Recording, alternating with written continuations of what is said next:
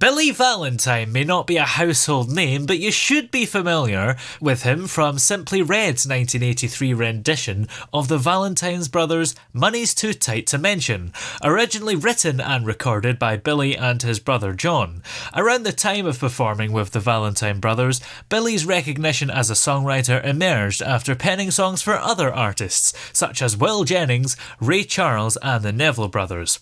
Now, on the 24th of March this year, a collaboration between Acid Jazz Records and the Flying Dutchman label sees the release of veteran soul singer Billy Valentine's new album, the first album of new music on the iconic jazz label since 1976.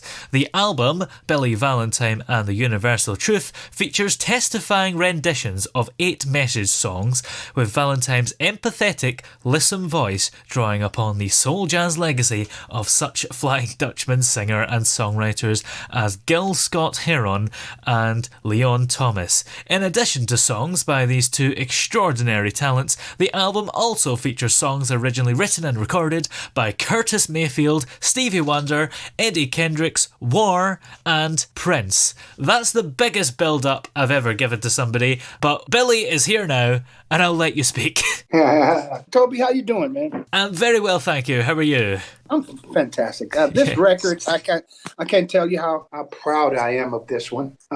We cut this during the pandemic, during lockdown, and doing George Floyd, doing Black Lives Matter, and it was a very tough time. And these are pretty dark songs when you think about it, in terms of speaking the truth, because the truth hurts, that. Certainly does. So Bob Thiele Jr., my producer, I owe him all the credit, man.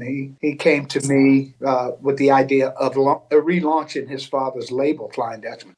And these are the songs that he brought to me. And because of what we were going through at the time, I found it very therapeutic to sing these songs. And the album is great because the songs sound soulful and they have elements of eras gone past, and yet it still sounds fresh and new. That's what people are telling me. And I don't know, it feels good.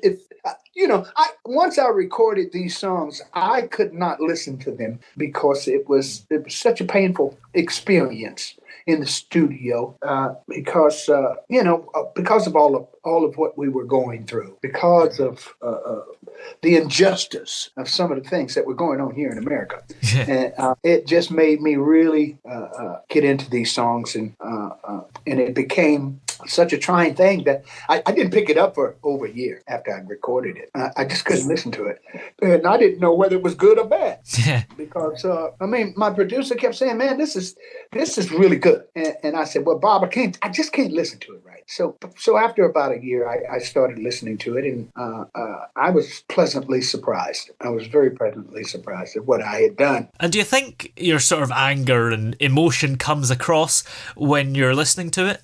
Yeah, I absolutely. I felt like I was able to express some of my intimate thoughts about the whole situation of Black Lives Matter and George Floyd thing.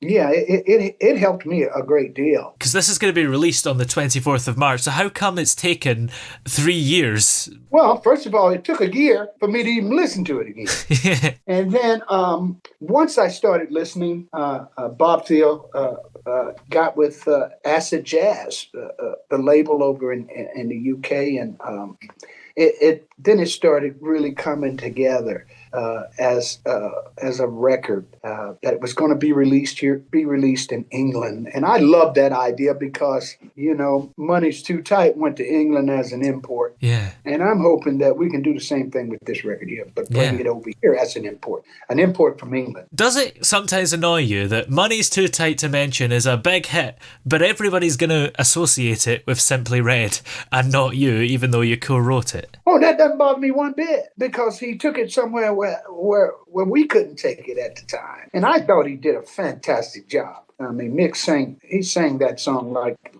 he wrote it. You know what I mean? I mean, he must have been going through some tough times up in Manchester for him to sing it like that. Because it was a real, Money's Too Tight came out of John and I losing our job. We were in The Wiz, the musical The Wiz, and we'd been traveling around the country for 3 years, and then all of a sudden the job was over. So that song came out of that. I've been laid off from work, my rent is due, my kids all need brand new shoes. So that was real, and that's why Mick loved it and everybody else loved it, because it was a statement. Yeah, it's called Money's Too Tight to Mention, but it does mention money quite a few times. Yeah, well, that's what we're talking about.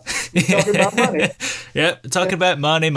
Talking about money, man. I mean, but it did us. He Simply Red did a wonderful thing with that. I mean, we still get paid from that song to this day after 40 years now, almost 40 years. All the PRS coming in.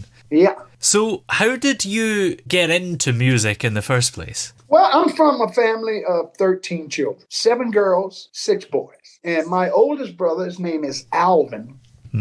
And he was a B3 organ player and singer. And by the way, I think he was the best I ever heard at what he did. And he mentored me, and he mentored my brother John as well. Because when we were living in Columbus, Ohio, my parents saw that we were going to be musically in the music business, so they bought a nightclub. Ooh. And then we all worked in that nightclub. It became very popular, and before we knew it, we owned about 4 or 5 nightclubs because of the popularity of our family and my brothers and I and my sisters. That we all sang, and people would just flock to Club Faces, it was called.